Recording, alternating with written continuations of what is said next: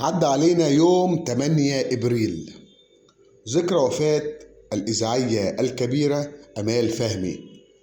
وطبعا مفيش حد يقدر ما ينسى هذا الصوت المميز الذي تربى عليه أجيال كثيرة.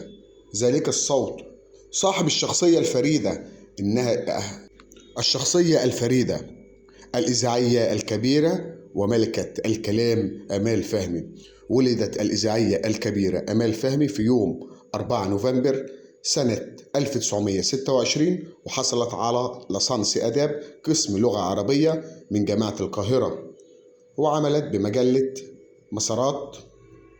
بعد تخرجها بدأت الإعلامية القديرة آمال فهمي حياتها السياسية من خلال حزب اسمه حزب النساء الوطني مع درية شفيق عام 47، والتحقت بالإذاعة المصرية عام 51، وقدمت العديد من برامج المرأة وفوازير رمضان وفي خدمتك حول العالم وعقبال عندكم.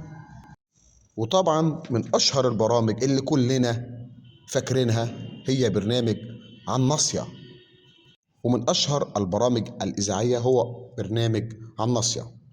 وهي أول سيدة تترأس إذاعة الشرق الأوسط عام 64، ثم وكيل وزارة الإعلام فمستشار لوزارة الإعلام، وتولت منصب مستشار الإذاعة في فترة الثمانينيات. آمال فهمي من أهم الأصوات الإذاعية خلال شهر رمضان، وهي جملتها الشهيرة فوازير رمضان. وتوفت الإعلامية القديرة في مثل هذا اليوم، يوم 8 إبريل عام 2018. لو لسه فاكرها ادعي لها.